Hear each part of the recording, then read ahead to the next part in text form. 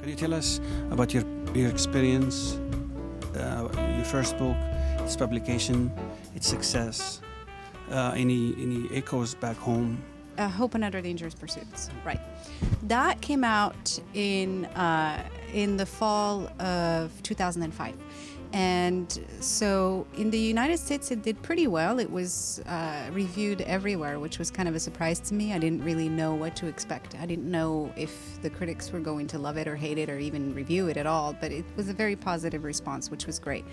And then it was translated into French, into Spanish, Dutch, Italian,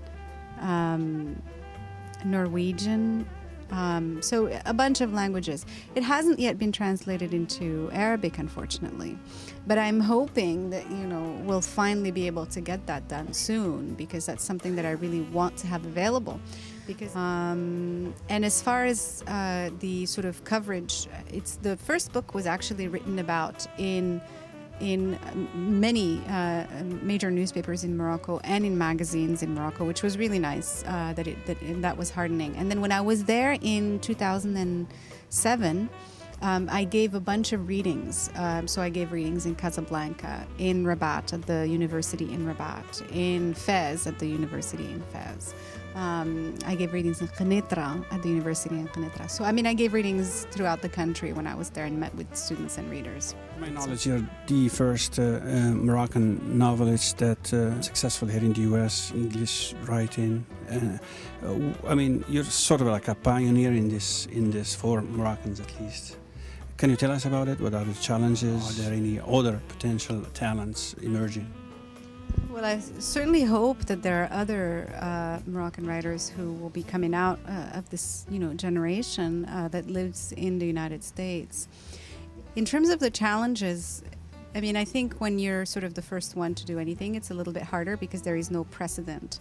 So, for example, when I'm going out on tour with this book, I get asked, why is it that you don't write in French, or why is it that you don't write in Arabic? There really aren't any other writers who are Moroccan that could create sort of a community of Moroccan American writers. So I feel in some sense that as if I am alone, But I'm hoping that, because there are so many Moroccan immigrants in the United States. Not that many. It's only about 200,000, but it is a large and growing community.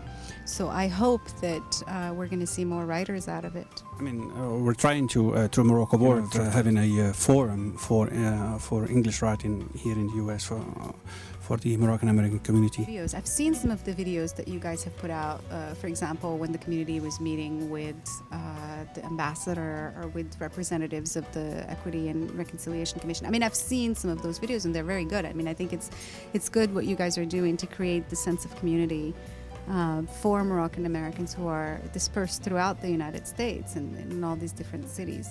Challenge nowadays, as you know, with the advent of internet and all these new technologies, and the book publishing and printing is kind of going through some difficult times.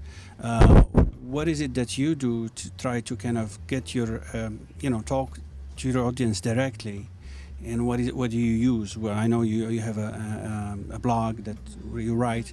Anything beyond that, where you could position yourself? Well, it's true that the world of book publishing is really hurting right now. Newspapers are having a lot of problems, including your paper. The Washington Post is having a lot of trouble, and the Boston Globe is, really suffering right now. So their newspapers are not doing really well in the country, and I think in some sense, book publishing is not doing very well. But, as a writer, there's not anything that I can do about that. I can only write stories and hope that they reach readers. What I do to stay in touch with readers is that because I have this blog, I have a forum where readers can get in touch with me, and I hear from them regularly. I get fan mail all the time, and it could be anything. It could be, I read your book and I loved it. I read your book and I didn't like it. I am a teacher and I use your book in my classroom.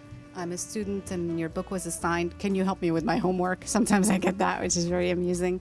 Sometimes I get, can you come speak to my class about your book? So it's just, any reader of the book is, able to write using the blog, using the form on the blog. My publisher asked me to join Facebook. And so, and they created a fan page on Facebook, but they also have a page where it's my page on Facebook. And so I, starting to create a community through that. And I have a number of Moroccan Americans who are actually joining that. So it is a way also to stay in touch. Do you have any indication if there is any particular interest from the community? Oh, there is definitely. I mean, I really do feel like there is a big interest from the Moroccan American community in my work. And I actually hear from a lot of them. And I can tell you that unequivocally, they've all been extremely supportive of the book. And you've seen how many of them have shown up at the reading and they get the book and they read it and they write me. So, I mean, they've been really quite supportive and something that I'm really quite grateful for. So you consider yourself to be the Tahar bin Jelloun of the U.S. for the Moroccan American Community? No. I'm not anybody for anybody. I'm just myself. Marquee writer in a certain language. In this case, English. I mean, I know that people are trying to push it as that image because that's certainly how it's been written about, for example, in the press. But I can't really take all of that hype seriously. I think that as a writer, you can't believe your own hype, or else you're really in trouble. So, all right, you're welcome.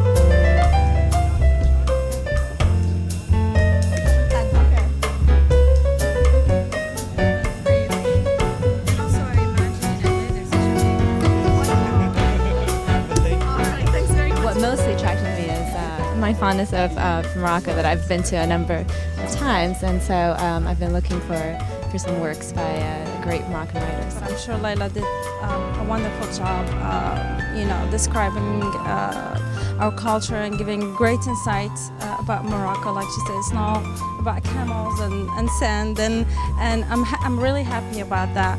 And I'm happy to see more writers, Moroccan writers, emerging Moroccan writers, coming to the spotlight.